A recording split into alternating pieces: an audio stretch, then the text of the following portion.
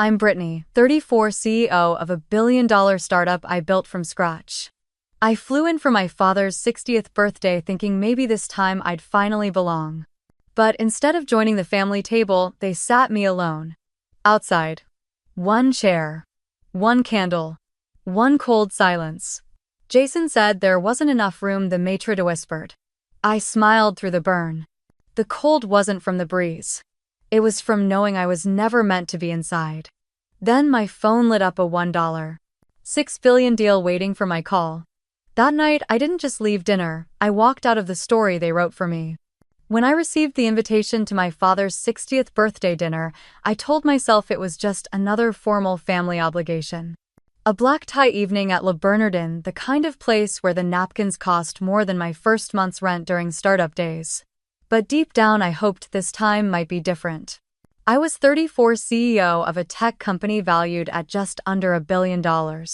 Nexus Technologies wasn't just a success story, it was mine. Every sleepless night, every bank rejection, every backhanded compliment I endured from my own family had led to something tangible. Something powerful. And still I hoped. Hope is dangerous that way. It makes you buy the nice dress. It makes you show up on time. It makes you think maybe this time they'll see you. Really see you. When I arrived, the maitre d' greeted me with the kind of smooth efficiency I used to fake in investor meetings. "Good evening, Miss Morgan," he said, glancing at his tablet. "Your party has arrived. If you'll follow me." The dining room was glowing, filled with soft laughter, crystal stemware, and the low hum of men in suits talking business. I spotted my family instantly, my father at the head of the table, my mother beside him, looking like she belonged in a Ralph Lauren ad, and my brother Jason leaning in to whisper something smug into her ear. But the maitre d' didn't take me to them. Instead, he led me past the glittering dining room, through a side hallway and out onto the patio. A small table. One chair, one place setting. One flickering candle struggling against the evening breeze. "Excuse me," I said, stopping in my heels. "There must be a mistake." "That's not. I'm with the Reynolds party." His eyes flicked away awkwardly. "Yes, ma'am. Mr. Jason Reynolds specifically requested you be seated out here." "I'm very sorry." I stood there for a beat, too long absorbing it. The air was warmer than I expected, but somehow I felt cold. Jason stepped through the patio doors, a champagne flute in hand. "There you are, Britt," he said with that saccharine tone he reserves for public humiliation. "Thought maybe you bailed again." "Why am I out here?" I asked evenly. He shrugged. "We had a bit of a space issue. Dad invited more partners than expected, and well, the patio's for people who don't have anything real to contribute to the conversation." He smiled as if that line were clever. As if it didn't cut as deeply as it always had. "You mean the patio's for failures," I said, my voice low. "If the shoe fits," he replied, raising his glass. "But hey, great view right." He left before I could answer. I sat down slowly, careful not to let the heaviness in my chest show on my face. A waiter arrived, clearly mortified to be assigned to the outcast table.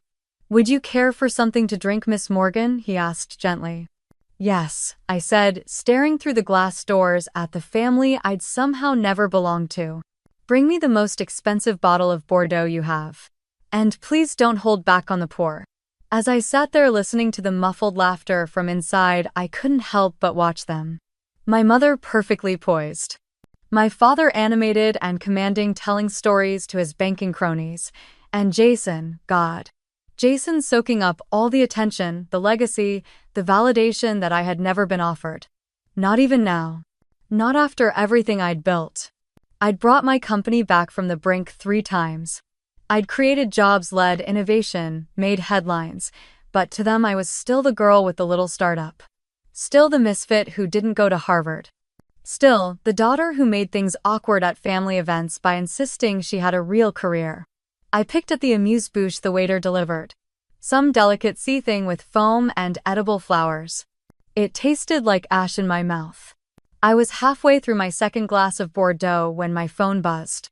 Normally I don't check messages during family dinners. But then again, I wasn't really part of the family dinner, was I? It was Thomas, my CFO. 3 texts in rapid succession: urgent. TechCorp just made a formal bid for Datasphere. They're offering 1.4 B all cash. We need to respond tonight. CEO wants to talk to you directly. Call ASAP. I read the texts twice, pulse quickening. This wasn't just a development. It was the development. The acquisition we'd been working on for months, the one that would catapult Nexus into a whole new league, was at risk of slipping away. If we wanted to win, we'd have to move. Fast. I looked up from my phone past the glass at my family. They were raising a toast. To Dad, probably. To legacy. To institutions that always looked like him and never like me. They had no idea what was happening on the other side of that glass.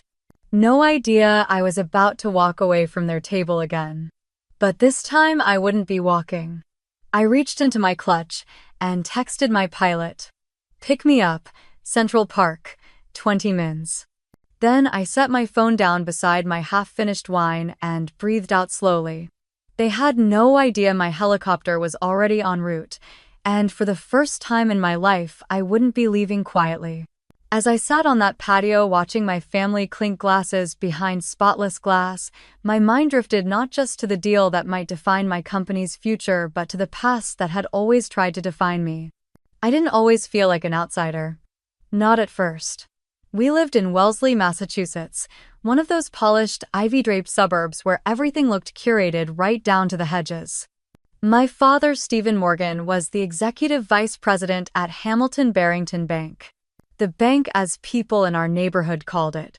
He wore suits like armor and spoke in firm, well-structured sentences, even at breakfast. To the outside world, he was a financial titan. To me, he was a wall I kept trying to scale.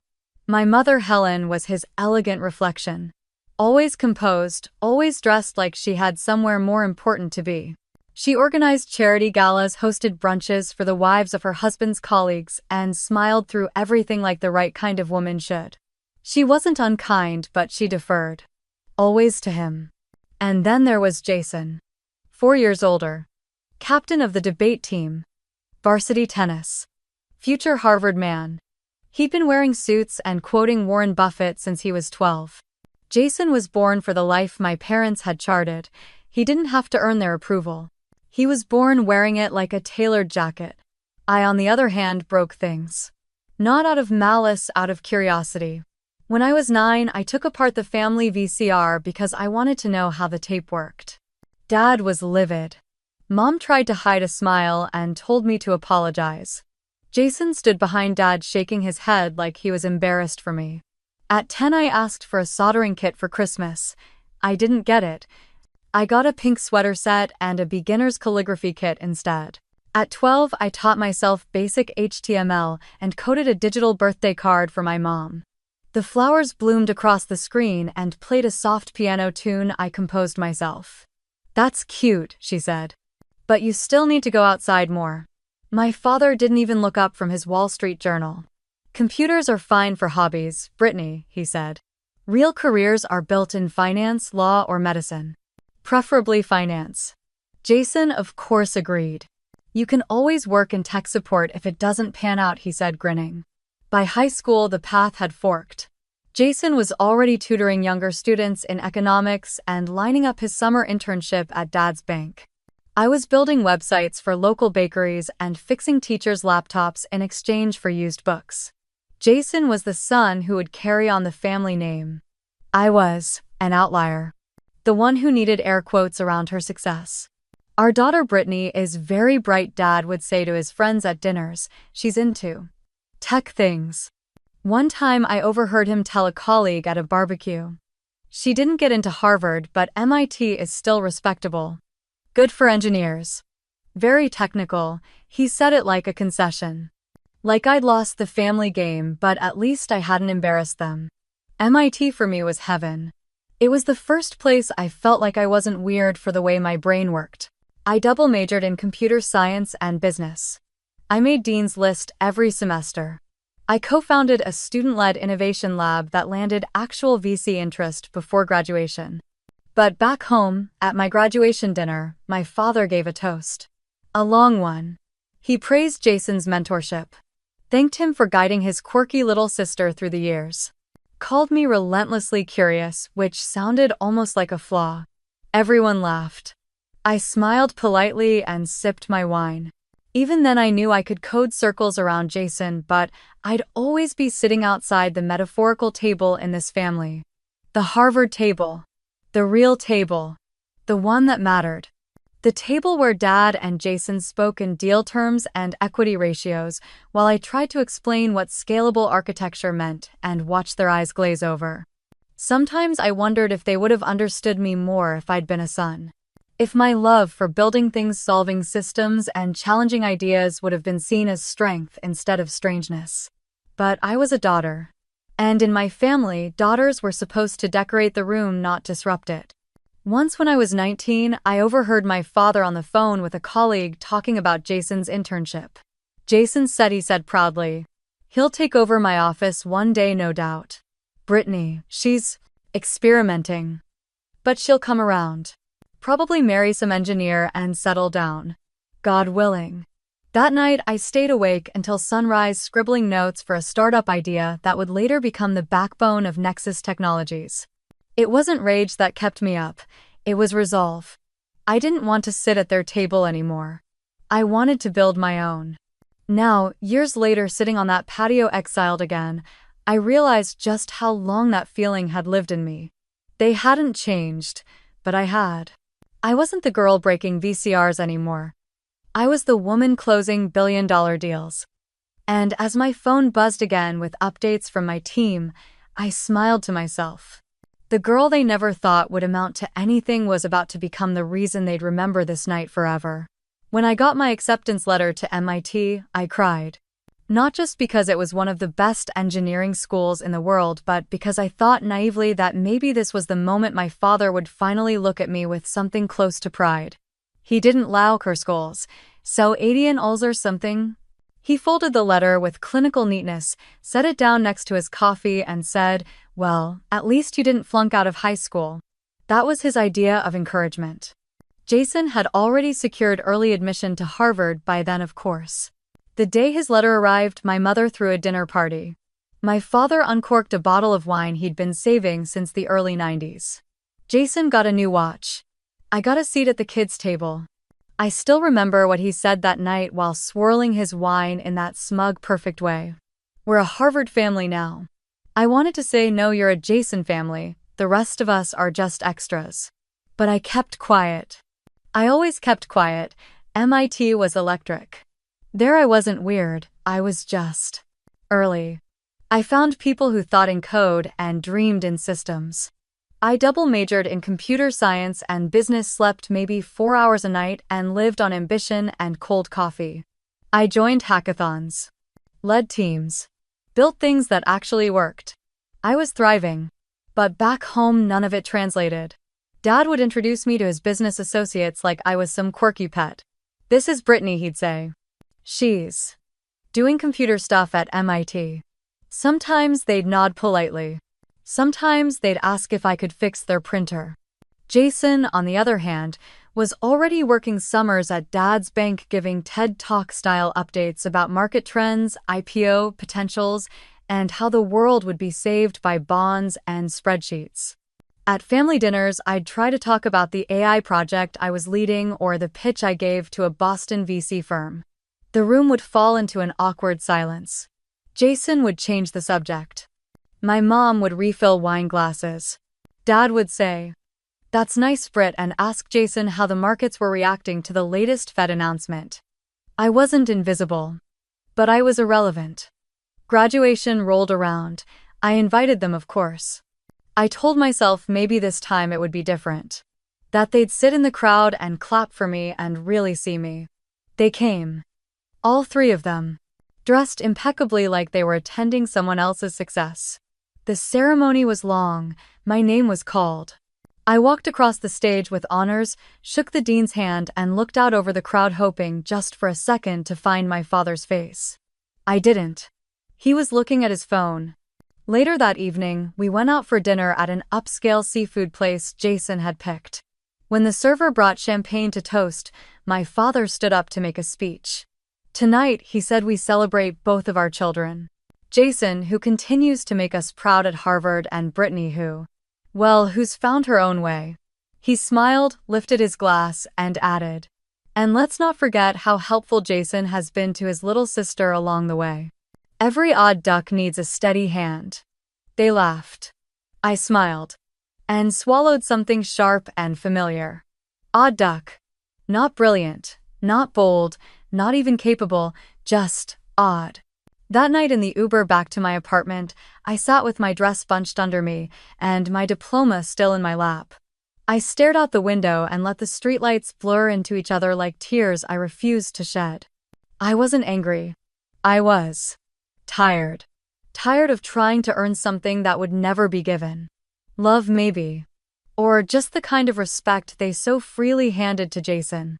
And the worst part, it wasn't just that they didn't understand what I'd built. It was that they didn't want to. Because what I did didn't fit into their script. I didn't go to Harvard. I didn't follow in Dad's footsteps. I didn't smile and nod and pretend their world was the only one worth living in. I built my own world. And that terrified them. In the months that followed, I turned down 6 high-paying job offers. Every one of them promised prestige, structure, a ladder I could climb. And every one of them felt like a cage. Instead, I called Stephanie, my roommate, my sounding board, my ride or die, and said, "Let's do it." Do what she asked. Build something that doesn't need anyone's permission. That was the beginning of Nexus Technologies. The beginning of the rest of my life. But at that moment, all I had was an idea, a blank whiteboard, and the fire of being underestimated. Again. By the people who should have known better. And yet even then, I still wanted to believe that one day they'd see. That one day MIT would be enough. That I would be enough. I didn't know yet that the road ahead would be filled with 2 a.m. breakdowns, maxed out credit cards, and boardrooms full of men who looked like my father and dismissed me like Jason. But I did know one thing. If they weren't going to offer me a seat at the table, then I'd build one of my own. And someday they'd have to watch from outside the glass. There's a moment right after you say no to the safe path when the silence is deafening. I remember it vividly. The day I turned down my 6th job offer, my inbox was full of polite confusion. "Are you sure? This is a rare opportunity. You'll regret walking away from this package." Maybe they were right. Maybe I was walking away from stability, from prestige, from everything my family would finally respect. But I wasn't looking for their version of success. I was looking for something real. Something I could build with my own hands. Stephanie was the only person who didn't question me. We'd met in our sophomore year dorm at MIT. She was a mechanical engineer who coded better than most CS majors and swore like a sailor.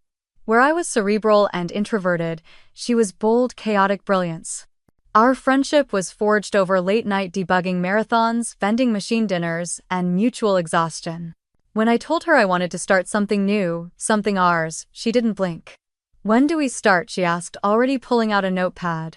Nexus Technologies began in a 400 square foot apartment with 3 desks, 2 fans, and 1 shared dream. We had nothing but an idea: build smarter, adaptive business software that didn't treat users like idiots. Our first prototype crashed more times than it ran, but we kept going. Because that's what you do when no one believes in you. You believe harder. Back home, the news didn't land well. "You turned down Goldman," my father said, his voice like gravel, "for a startup." My mother looked heartbroken. "Maybe try it for a year, darling. Just to get it out of your system." Jason laughed. "Let me guess, you and your friend are going to change the world with an app. Don't forget to include a tip jar for when it flops." Every time he opened his mouth, it was like being poked with a diamond-tipped insult. Their reactions didn't surprise me. What hurt was how predictable it was. How little they asked about what we were building, why it mattered, or what problems we were solving. To them, it wasn't a real job. It was a phase. A hobby. I stopped updating them after a while. It felt easier to fail without their gaze on me. Those early days were brutal. There were weeks we didn't know if we could pay rent. We ate ramen for dinner 5 nights a week, split 1 MetroCard between us, and slept on yoga mats in the office to save time. The only thing we had in abundance was belief. And each other. Stephanie was my mirror, my challenger, my anchor. When I doubted myself, she reminded me who I was. When the backend broke at 3 a.m., she was there cursing at the server like it had personally offended her. One night after our fourth pitch rejection in a row, we walked back to the office in the rain. Soaked, tired, and holding a single umbrella that had half collapsed. "Do you ever wonder if maybe we are crazy?" I asked. She looked at me like I'd grown another head. "Of course we're crazy. You have to be crazy to try and build something no one's built before. But that's the whole damn point." Then she added, "Besides, if we don't believe in us, who will?" That became our mantra. If we don't believe in us, who will? Meanwhile, Jason had moved into a sleek condo downtown and bought a Porsche. His LinkedIn glowed with promotions. My mother forwarded me screenshots like they were baby photos. Jason's been invited to speak at the Chamber of Commerce. Jason's article got published in Forbes. Jason's company just did a merger. Isn't that exciting? She never asked how Nexus was doing. Only if I was taking care of myself. That's how it is when you're the disappointment wrapped in potential. They check on your sleep schedule, not your success. There was one night I'll never forget. The AC in our office broke during a heat wave. We were knee-deep in bug testing and the software kept crashing every 40 minutes. Stephanie was sitting cross-legged on the floor fanning herself with a manila folder and talking to the code like it was a stubborn child. I looked around at the chaos, empty ramen cups. Post-its everywhere, a whiteboard full of question marks and arrows, and for some reason I felt like crying. Not because I was losing, but because I realized I wasn't alone in this anymore. I had someone who didn't just see me. She stood beside me. We finally got our first break 6 months later. A small business owner desperate for better inventory tools agreed to try our beta. When it worked, he cried. Literally cried. Told us we'd saved his family business. We stayed up until 5 a.m. drinking warm beer and eating gas station cupcakes to celebrate. No press release, no headlines, just the knowledge that we had built something that mattered. It was enough. For now. By the end of that first year, Nexus was still tiny. But it was alive. And that was more than most could say. Jason sent me a birthday card with a Starbucks gift card and a note that read, "Hope the startup is still starting." I didn't respond.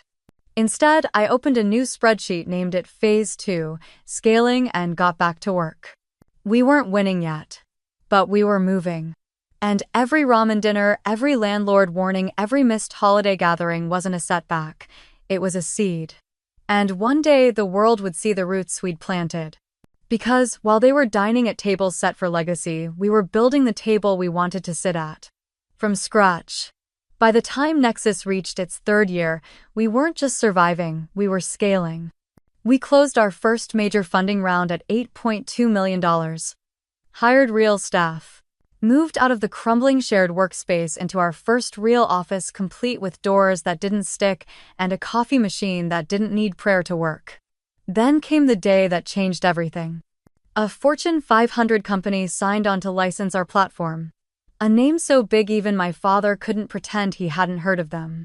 Stephanie burst into our office waving the signed contract like a flag of war. "We did it," she gasped. They said yes. We screamed. We danced. We cried. We ordered sushi that wasn't on sale. It felt like crossing some invisible threshold the moment your dream stops being cute and starts being real. I called my parents that evening. It felt important, like maybe this time I could say something that would be met with awe. Or at the very least acknowledgement. "Wow," my mother said. "That sounds exciting. I'm not sure I totally understand what the software does, but likely just a diversity initiative. Checking boxes."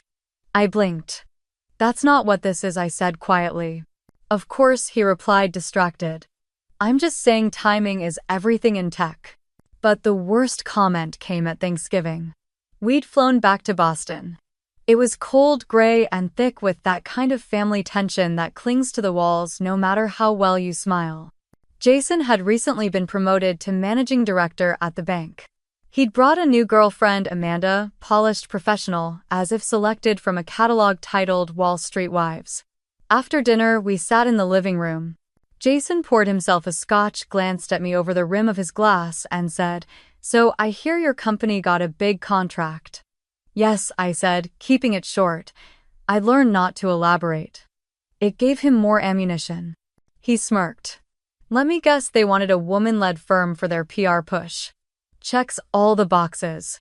I'd say congrats, but we both know what the game is. It wasn't even subtle. It was a direct gut punch dressed in business casual. I wanted to snap back. To list every feature we'd built. Every client metric. Every round of due diligence. But I didn't. Because men like Jason aren't interested in facts. They're interested in reminders that the world is built in their image and that anyone who doesn't fit that mold must have cheated their way in. I didn't say a word. I just sipped my wine and looked at my mother, hoping for what exactly? A soft protest. That's not fair, but she just smiled nervously and changed the subject. It was in that moment I realized they wouldn't see me no matter how high I climbed. Not unless I did it their way. Harvard. Finance. Fraternity. Familiarity. But I wasn't playing that game. I was building a different one. Back at work, we were on fire. We opened a second office in Chicago, then a third in San Francisco. Our team doubled, then tripled. Investors started calling us instead of the other way around. Stephanie and I made the cover of Tech Forward with the headline "Disruption with Discipline: The Women Rewriting Enterprise Software." We got invited to speak at panels. Universities asked us to mentor female founders. I was finally standing in the light I had built for myself. And still at Christmas, my father asked, "How's that little software thing going?" Not company, not business. Thing. Jason, of course, got a Crystal Award from the bank for leadership excellence. It now sat prominently on the fireplace mantel. A shrine to a life they understood. There was a kind of cruelty in their dismissal, not violent, not loud. Just persistent erosion. A slow, quiet chipping away that made you feel like your accomplishments were only almost impressive. Almost valid. Almost enough. One night back in New York, I sat with Stephanie on the roof of our building after a late product rollout. We shared a bottle of cheap red wine and watched the skyline buzz with light. "Do you ever think I asked that no matter what we do, there's a table we'll never be invited to?" She tilted her head. "No," she said. "I think they're just terrified we're building something bigger than their table could ever hold." I laughed. "You always know what to say." She grinned. "Well, someone's gotta remind you you're a badass when your family pretends you're still playing pretend." And that was it, wasn't it? I wasn't being underestimated because I failed. I was being underestimated because I succeeded in a way they didn't recognize. In a way they didn't control. In a way that didn't require their permission. To them, I was an outlier. To me, I was finally becoming undeniable. The invitation arrived in early May, thick and cream-colored, embossed with gold foil lettering. It looked more like a wedding announcement than a birthday dinner. "You are cordially invited to the 60th birthday celebration of Stephen Morgan. Black tie optional. Le Bernardin, New York City." My name was written in my mother's delicate cursive, Brittany Ann Morgan. I stared at it for a long time. There it was again, that small, persistent flicker. Hope. I hated that I still felt it. After everything. After years of polite condescension, of being talked over and talked down to, of watching Jason celebrated for breathing while I had to move mountains just to be tolerated. Still, some part of me, some rusted, naive part, hoped this might be different. Maybe turning 60 had softened my father. Maybe they'd seen the article in Forbes. Maybe someone at his club had mentioned the rising star named Brittany Morgan and he'd finally started connecting the dots. Maybe for once they'd see me not as an exception, but as someone who belonged. I didn't RSVP right away. I let the card sit on my counter for 2 days before I called Stephanie. "You're not going," she said the moment I told her. "It's his 60th. So what? You think this time the ballroom doors will magically open and there'll be a red carpet with a sign that says we were wrong?" "No," I admitted. "But maybe they'll finally look me in the eye." There was silence on the other end. Then softer. "You remember what happened at Christmas, right?" I remembered. It was snowing that year, classic New England magic. I'd flown home after months of back-to-back product launches, emotionally wrung out but wanting to be part of the holiday of the family. I'd even brought personalized gifts for everyone, handmade leather tech organizers from a startup we'd partnered with engraved with each person's initials. They were opened and set aside within seconds. Later that evening during dinner, Dad stood up with a crystal glass in hand. "To Jason," he said, "for being promoted again this year. For representing the Morgan legacy with honor and excellence." Glasses clinked. Cheers rang out. I sat there smiling tightly, my cheeks burning. Not a single word. Not even a nod. When my mother brought out dessert, she leaned down and whispered, "You know your father struggles to express things." I nodded. But I didn't believe it anymore. Despite all that, I checked the box "will attend." I bought a dress. A Valentino structured, elegant, sharp at the seams, something my father might deem appropriate but still powerful. The color midnight blue. A hue that didn't ask for attention but commanded it anyway. I booked a suite at the Four Seasons instead of staying at my parents' house. Not out of defiance, out of necessity. I needed space. Neutral ground. A place to retreat if things went. When the driver asked if I wanted to be dropped at the house for pre-dinner cocktails, I said no. "I'll meet them there," I said, smoothing the hem of my dress. I couldn't bear another hour of being invisible in my childhood home. That morning, Stephanie came by my office with coffee and a mini emergency kit lipstick, compact mints, a tiny perfume spray. "You don't owe them anything," she said, handing it over. "I know. Then why do you look like you're about to walk into court?" Because part of me still thinks this might be a hearing. One final ruling. Stephanie sat on the edge of my desk. "You've already won, Britt. You're not walking in there to earn their respect. You're walking in with your own." I sighed. I want to walk out of that room feeling like I tried one last time. "Then do it," she said. "But set your own bar. Not theirs." That night, as I stood in front of the mirror, everything felt sharp. The dress. The eyeliner. The bone-deep awareness that I was stepping into a room where I'd never quite been invited, hoping maybe this time would be different. And maybe, just maybe, I was ready to stop hoping altogether. I placed the gift I'd chosen into my bag, a rare first edition copy of the History of American Finance, one my father had once mentioned offhandedly as the last great book on the topic. It was a peace offering, maybe. Or maybe it was proof. I do listen, even when you don't. As I zipped my clutch, my phone buzzed. A text from Thomas, my CFO. "Update Tech Corp circling Datasphere again. We may need to counter sooner than planned. We'll keep you posted." I stared at the screen. Work didn't stop just because my father was blowing out candles, but tonight I had told myself was about family. Even if I was the only one trying to make it so. At 6:56 p.m., I stepped out of my car in front of Le Bernardin, heels clicking against the pavement, nerves rattling beneath practiced poise. As I handed my coat to the hostess and followed the maitre d', reminded myself, "You are not the girl they once overlooked. You are the woman they can no longer afford to ignore." I took one last breath before stepping through the doors into the test I didn't know would redefine everything. Le Bernardin was all soft light and quiet elegance, the kind of place where people spoke in hushed tones and the air smelled faintly of money and butter. The maitre d' smiled as I gave my name, then scanned his list. "Ah, yes. Miss Morgan. Your party has arrived." He led me through the main dining room, past glittering tables and the clinking of delicate cutlery. I could already see them, my family seated at the largest table in the center of the room. Dad at the head, gesturing animatedly with a glass of wine, Jason beside him, Amanda glowing at his side. Mom was laughing at something one of Dad's colleagues had said. The table radiated power. But the maitre d' didn't slow down as we approached. He veered to the right, away from them. I paused.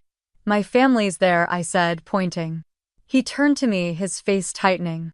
"I understand, Miss Morgan. But I was given specific instructions regarding your seating." He hesitated. "From Mr. Jason Morgan." A door opened to the restaurant's side patio. Quiet, half-lit. One table in the corner. One chair. One place setting. My heart dropped. "This must be a mistake," I said. The maitre d' looked genuinely pained. "I apologize." I'm only following the instructions I was given. I stepped out into the humid summer evening, the distant hum of traffic reminding me that the real world still existed just beyond the curated quiet of this place. And there it was, a small table mostly hidden behind a potted ficus partially blocked from the view inside. Like an afterthought. Like a mistake no one wanted to admit. The door behind me opened. I turned, hoping it was someone to fix the error. It was Jason. Champagne flute in hand, grinning like this was all terribly amusing. "There you are," he said. "Thought you might bail." "Why am I sitting out here?" He shrugged. "Space issue. Dad invited more partners than expected. We needed the main table for people actively involved in the conversation. The patio is what I asked. Overflow." He tilted his head. "For other guests. You know. The ones who aren't exactly central to the discussion." He said it with a smile, but I felt every barb. "You mean the patio is for failures," I said quietly. Jason raised his glass. "If the shoe fits." He turned and disappeared back inside. I sank slowly into the chair, heart pounding, but face composed. I'd spent a lifetime mastering the art of looking unbothered when you're breaking open inside. A waiter appeared, looking mortified. "Would you like something to drink, Miss Morgan?" I didn't even hesitate. "Yes," I said. "Bring me the most expensive bottle of Bordeaux you have. And don't be stingy with the poor." He blinked. "Of course. If I was going to be exiled, I might as well run up their bill." I sat there alone, swirling wine that cost more than my monthly rent back in our startup days, and looked through the glass doors. They were toasting. Dad was standing, giving some impassioned speech. The others leaned in, hanging on his every word. Jason, of course, was at his right hand. The golden sun. Amanda glowed beside him like she'd been cast in the role of banker's wife. Mom smiled like she had everything she ever wanted. And me, I was outside. Literally. Metaphorically. Completely. The candle on my table flickered. My food arrived, a delicate sea bass in lemon foam. It looked like something from a magazine. It tasted like nothing. I watched as one of Dad's partners gestured toward the patio. Dad looked in my direction, then waved the question away with a dismissive hand. The man nodded, laughed politely, and returned to his steak. I was invisible. Again. Still. The door opened. I turned. It was Mom. She stepped out, her face tight with guilt. She leaned down to kiss my cheek. "Brittany, darling. I'm so glad you're here." I said nothing. She glanced at the table, then back at me. "I told your father the seating was a mistake." I did. But you know how he is once he's made a plan, and with all his partners there. He didn't want to cause confusion. Or offense. I looked at her, calm but direct. "I'm not a guest at his table, Mom. I'm his daughter." She flinched. I know. I tried to." "It's fine," I said, cutting her off gently. "I'm used to being the afterthought." Her eyes welled, but she didn't deny it. "I'll come sit with you after the appetizers," she said softly. "No," I replied. "You won't." She touched my hand briefly. "We're glad you came. Truly." Then she disappeared back through the glass, back into the warmth, the comfort, the world where I had never belonged. I looked through the window again. They were laughing, raising glasses, sharing stories I wasn't part of. It was like watching a play I had never been cast in, no matter how many lines I memorized. And for the first time that night, I didn't feel anger. I felt clarity.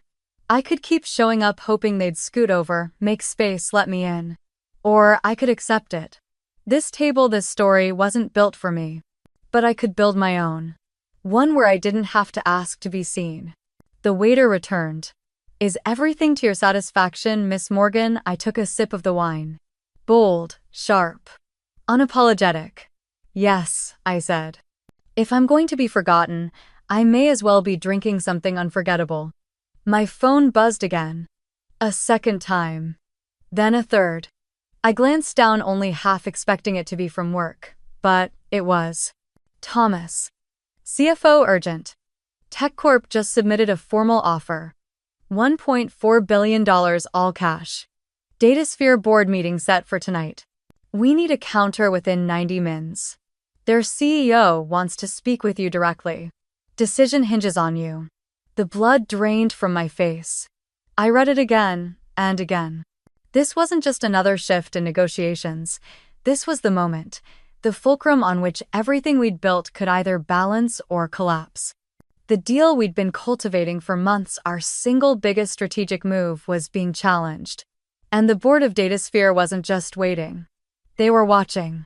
For me. I stood from the table, instinctively taking my phone and stepping into the far corner of the patio.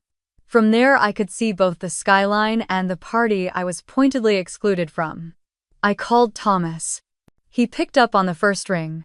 "How bad is it?" I asked. "They came in strong," he said. "Clean deal. No contingencies. All cash.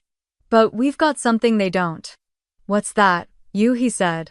"Datasphere's CEO asked for you personally. He says our integration plan is smarter. But we need to move, now." I checked the time. 2 p.m. "Where's the meeting?" "They're landing in Manhattan at 10:30. They've booked the conference room at the Four Seasons. The board wants to hear our final offer by midnight." I paused, considered, calculated, and decided. "I'll be there," I said. "Tell legal to prep the counteroffer. We'll go up to 1.5 with the earnout structure we discussed." On it, Thomas replied. "Also, Britt, yeah, this is the one. Don't let it slip." I ended the call and turned around only to find Jason standing there. He'd been watching. Of course he had. "What, no boundaries now," he said, sipping his champagne. "Can't even pretend to care about Dad's birthday for one night." I slipped my phone into my clutch. "It's a business emergency." He scoffed. "Of course it is. Your little startup always seems to be in crisis mode." Before I could respond, the patio door opened again. My father stepped out, my mother a step behind. I braced myself. "Brittany," Dad said, that tone of restrained disappointment already loaded in his voice. "Your brother tells me you're conducting business during my celebration. There's a time and place for everything," he added, adjusting his cufflinks. "In our world, business is done during business hours. Not at family events." "Your world," I said calmly, "has never included me." He frowned. "Don't be dramatic. It's a $1.5 billion acquisition, Dad. That's not drama. That's scale." He waved the number away like it was pocket change. "Whatever it is, it can wait. Tonight is about family." I looked around at the empty patio. "The table meant for one." "Is it?" I asked. "Because from where I'm sitting, literally, it doesn't feel like I'm part of it." He stiffened. "If you walk out now, you're making a statement." "Yes," I said. "I am." Jason crossed his arms. "You always think you're the exception. That your work is more important than everyone else's." "No," I replied. "I just don't think my presence at this table matters to anyone but me." They said nothing. I took one step forward, shoulders squared. "I'm not leaving the middle of a family dinner," I said. I was never invited to sit at that table to begin with. And with that, I turned, walked to the edge of the patio, and texted Lucas, my pilot. "Need immediate pickup. Central Park 5 blocks away. Emergency meeting. ETA." The reply came seconds later. "Already nearby. I can land in 20. As I stepped back inside the restaurant to leave, heads turned. I could feel their eyes on me, not just my family but their friends, Dad's colleagues, the curated audience of his perfect life. My heels clicked against the marble floor like punctuation. Outside, the air was thick with the weight of summer and something else, freedom. I walked quickly, purposefully, towards Central Park. As I neared the clearing, the sky pulsed with distant light. The soft whoop whoop whoop of rotor blades cut through the stillness. People were gathering on the sidewalk, pointing upward. A black helicopter emerged over the treetops, backlit by the city, the Nexus Technologies logo glowing faintly on its side. Wind rushed through the trees as it descended, stirring leaves, napkins, and conversations. From the restaurant windows above, silhouettes pressed against the glass. My father's guests, my brother, my mother, watching. Too late. The helicopter touched down in a perfectly executed landing. A member of the ground crew stepped forward, shielding me from the rotor wash. I didn't look back. Not at the restaurant.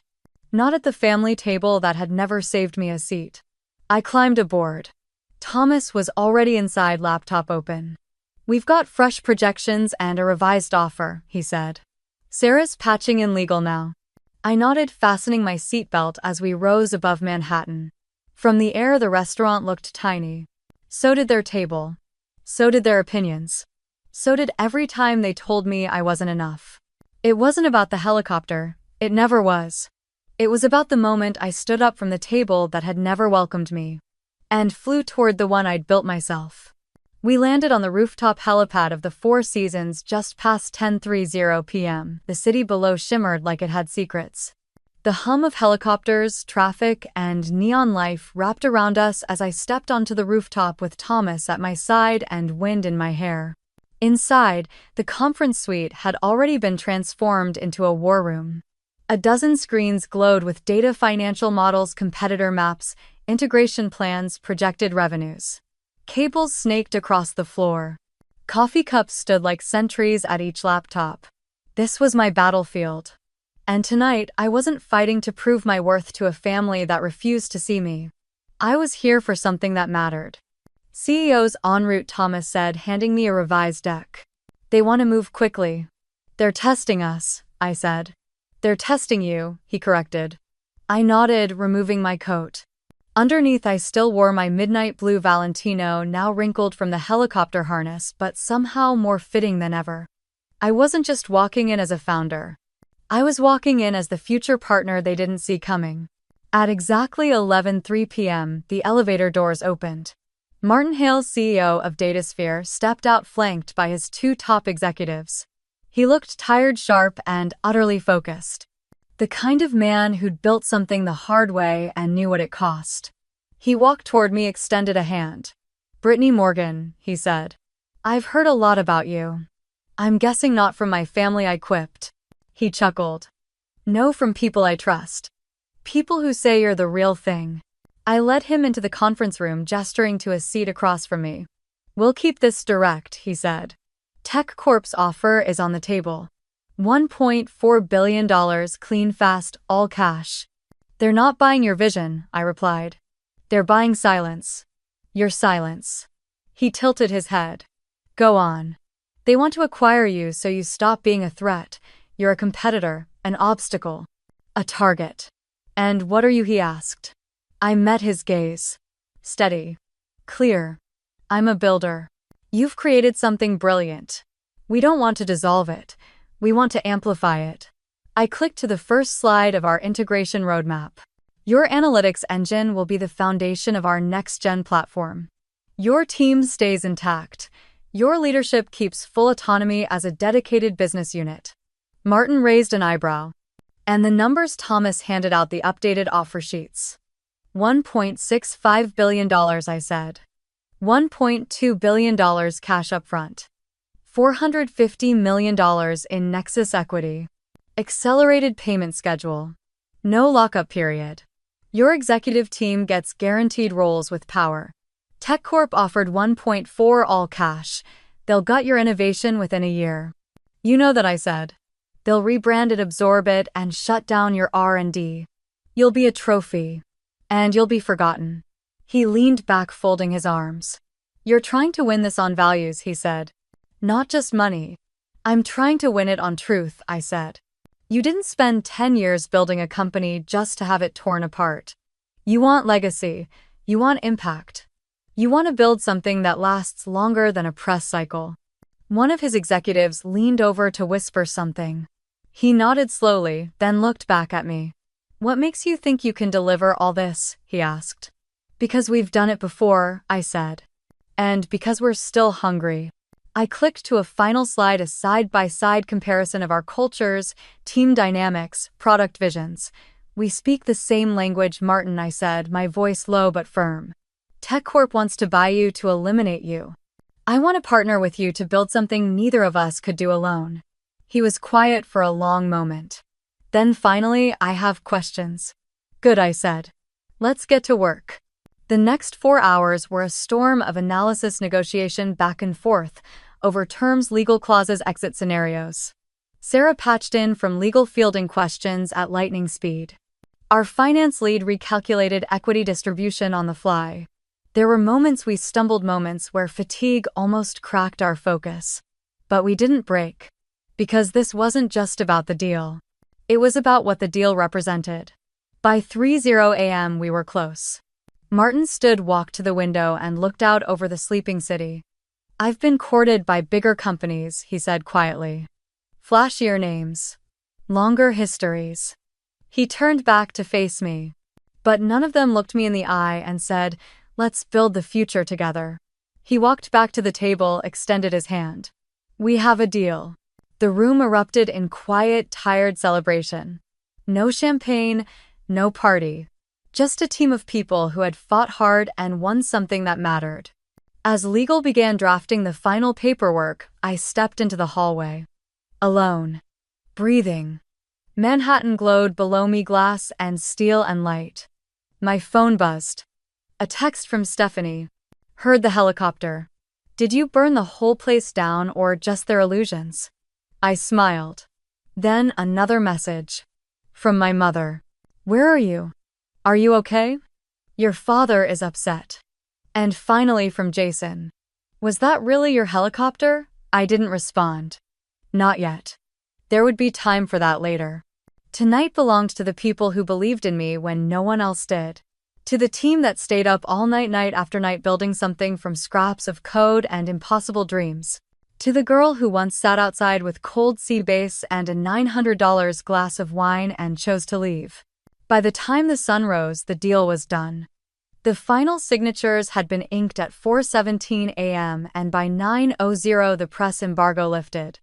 Notifications exploded across my phone, emails, mentions, breaking news alerts. Wall Street Journal: Nexus CEO finalizes $1.65 acquisition. Leaves father's birthday in helicopter to close deal. Bloomberg. From patio to power move. Brittany Morgan's billion-dollar night. TechCrunch. She didn't have a seat at the table, so she bought the table. The coverage was relentless. Every outlet wanted a piece of the story, the gender, the spectacle, the symbolism. The headlines practically wrote themselves. And behind the spectacle there was a fact no one could deny: I'd led one of the biggest acquisitions in our sector that year. And I hadn't done it quietly. By mid-morning, my phone was flooded with messages. Some were from people I hadn't heard from in years. Old classmates. Investors who once passed on us. Executives who used to mistake me for the assistant in meetings. And then the messages I had expected. Mom, 1 missed call. Jason, 3 texts. Dad, 2 missed calls. I ignored them all for the moment. Because for once, I wasn't navigating their emotions. I was sitting in my corner office, barefoot, sipping black coffee and watching the media cycle rewrite every narrative my family had ever believed about me. At 10:23 a.m., my assistant buzzed. "Your father is on line 1. He's being polite." I picked up. "Hi, Dad." A pause. Longer than expected. "Brittany," he said, finally, his voice even. "I saw the news. I figured." Another pause. "You really led this deal?" I closed my eyes. "I always lead them, Dad. You just never asked." He cleared his throat, caught between pride and confusion. "Martin Hale called me," he said you were formidable." My lips curved. "Martin's generous. He fought hard. He said it was the most disciplined negotiation he'd ever sat through. That you never once lost focus." I waited. Let the silence do the work. "I didn't know your company had grown that much," he admitted. "I know," I said. He hesitated. "Then, why didn't you tell us?" "Because every time I tried, I said quietly, you looked past it, or reduced it, or redirected the conversation to Jason." "That's not fair," he said reflexively. "It's not false either." Silence again. "I suppose," he said slowly, "I've been misinformed." "No," I replied. "You've been uninterested." He didn't argue. Later that afternoon, a delivery arrived at my office, a large bouquet of lilies, my mother's favorite, not mine. The card read, "Your father is stunned. We are all stunned. Call us when you're ready. Mom." I placed the card on the windowsill. Didn't toss it. Didn't answer either. That evening Stephanie swung by with takeout and wine. She dropped the bags on the kitchen counter and grinned. Okay, CEO. Let's talk about that landing. I raised an eyebrow. The deal or the helicopter? She burst out laughing. Both. But mostly the moment Jason realized your ride had a corporate logo on it. We sat on my sofa, shoes off, containers open, exhaustion still clinging to our bones like fog. She lifted her glass. To finally being seen, she said. I raised mine in return. To never needing them to see us in the first place. That night I lay in bed scrolling through headlines, seeing photos of myself I didn't know were taken. Blurred shots of me entering the park. Grainy footage of the helicopter. Zoomed in frames of my family staring through the restaurant window. I should have felt triumphant. Instead, I felt finished. Not in a defeated way. In a resolved way. For years I had chased something from them that was never truly about me. Recognition, respect, visibility. But those things when forced become performance. What I wanted wasn't applause, I wanted acknowledgement. The kind that came unprompted, earned not extracted. And now that it was finally arriving, I realized it didn't matter as much as I thought it would. The next morning, Jason finally sent a message that wasn't a question or a dig. Jason, I read the WSJ piece. Congrats. That's legit impressive. Maybe I didn't see the full picture. No apology. No self-reflection. Just the faintest crack in the armor. I replied with a single word. Thanks. In the following days, I fielded interviews, congratulatory calls, analyst briefings. The stock price surged. Partners reached out. Our team, my real family, celebrated. My mother texted again. Your father is still processing. But he's proud. In his way. I smiled. That was the closest thing I'd ever get to, and I was wrong from him. And maybe that was okay. Because I wasn't waiting at the window anymore, hoping to be invited in. I had flown above it. It started with a lunch invitation. Not a family dinner, not a holiday gathering. Just a quiet midweek lunch from my mother. Just us, she said on the phone. No pressure. I think we should talk. We met at a small cafe near my office. Casual, unthreatening. No white tablecloths or waiters in tuxedos. She was already there when I arrived, dressed more simply than usual, slacks instead of designer skirts, a soft knit sweater instead of her signature silk. When she looked up, there was something in her expression I hadn't seen in years. Nervousness. And underneath that, maybe even regret. You look good, she said, reaching for her water. Success agrees with you. I thanked her, keeping my tone neutral.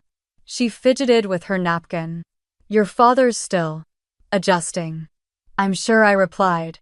She sighed, folded her hands. Then finally, I owe you an apology. I blinked. That wasn't a phrase I'd ever heard from her. Not once in my entire life. I should have said something, she continued. When you were seated outside, when Jason made those comments. When your father dismissed your work, I should have protected you. She looked up, eyes watery but steady. I didn't speak. I wanted to hear it all. I wasn't trying to hurt you, she said, but I've spent so much of my life smoothing things over. Keeping peace, avoiding conflict. And I told myself that was love. But I see now it wasn't strength, it was fear. That landed hard, because it was true. And yet it didn't sting the way it might have once. Not now, not after everything. She reached across the table, hesitated, then rested her hand lightly on mine. I didn't understand your world, Britt. So I stayed silent. And that silence hurt you. I see that now. For the first time in a long time, I believed her. Not because she said it perfectly, but because she didn't try to defend it. A week later, my father showed up at the office. Unannounced. My assistant buzzed, barely concealing her surprise. There's a Mr. Stephen Morgan here, says he doesn't have an appointment but would like to see the office. I stood slowly, heart strangely calm. Send him in. He walked in like a man entering unfamiliar territory. Suited, of course, but with less certainty than usual. His eyes scanned the space, the open layout, the team huddled around whiteboards, the glass conference rooms buzzing with quiet intensity. Impressive, he said. Very different. different how he considered. Alive. Busy. Not what I expected. I guided him on a brief tour. Introduced him to our head of product, our CTO, the young intern whose eyes lit up when I said, "She's working on a core feature module." He nodded respectfully to each one. Asked a few questions. Nothing deep but more than polite. Finally, back in my office, he sat down across from me. "I've followed one model of success my entire life," he said. Harvard. Banking. Legacy. I thought that was the only path. He looked around. "This. What you've built. It's not what I would have chosen. But I can see now it has value. Real value." It wasn't an apology. But it was something. A beginning. Jason, of course, stayed silent. No texts, no calls, just digital distance layered over emotional vacancy. And for once I didn't care. I wasn't waiting. Not for him to admit he'd been cruel. Not for him to acknowledge the digs, the undermining, the relentless comparisons. I had stopped expecting anything from him the moment I climbed into that helicopter. And in that absence of expectation, I found something I hadn't known I needed. Peace. People often think healing happens in dramatic gestures. A public apology, a grand reconciliation. But for me it arrived quietly. In the pause between text messages. In the sunlight spilling across my desk during a normal Monday morning. In the way I no longer rehearsed conversations in my head that would never happen. I still spoke to my mother occasionally. We had lunch now and then. She asked real questions, listened. Didn't always understand, but no longer tried to reshape me into something more familiar. My father sent the occasional article with a note. "Thought this might interest you." It was awkward, but I appreciated the effort. I even let him attend one of our demo days. Watched as he stood in the back of the room, arms crossed but eyes alert. He clapped at the end. Not thunderous, not performative, just a slow, thoughtful clap. Enough. People around me said, it must feel good proving them wrong. But that's not what this was.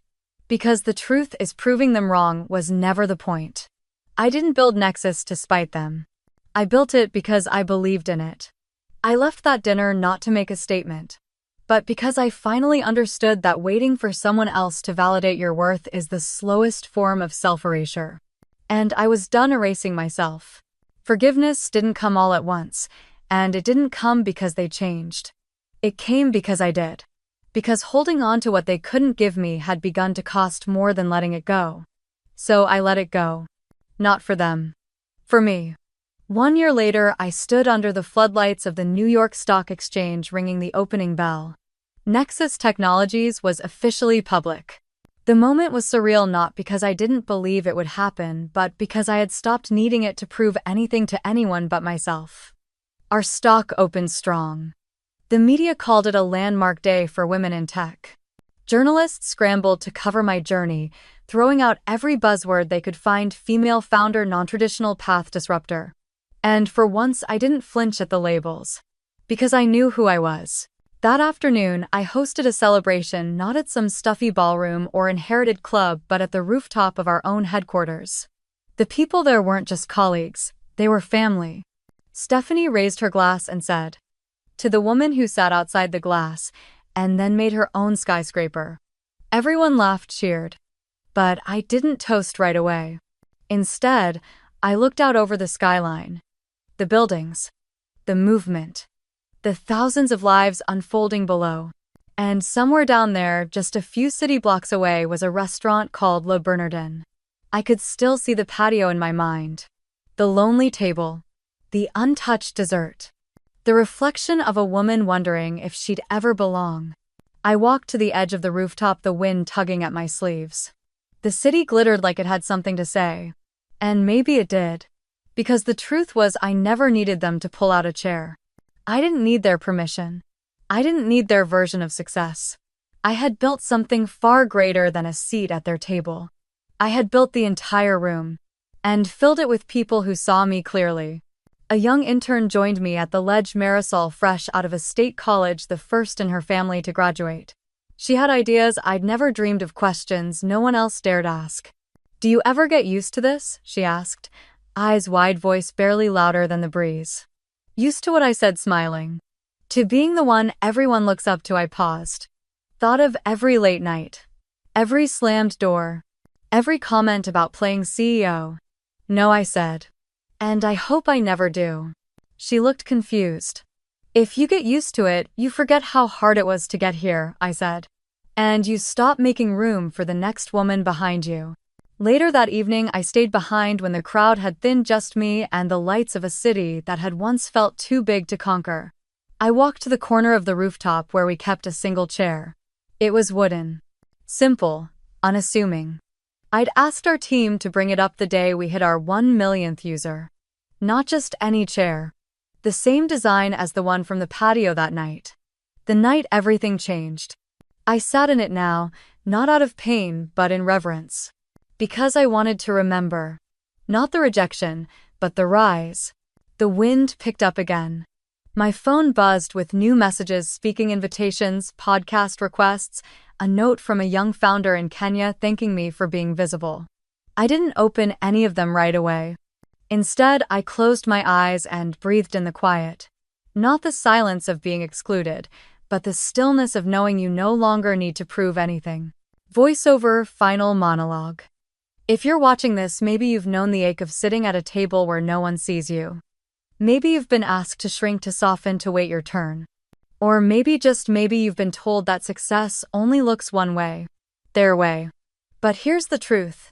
If you're sitting at a table not meant for you, stand up, walk away, and build your own. You don't need their chair. You are the architect of your future. You are the table. You are the room. And when you're ready, fly. In a way only you can.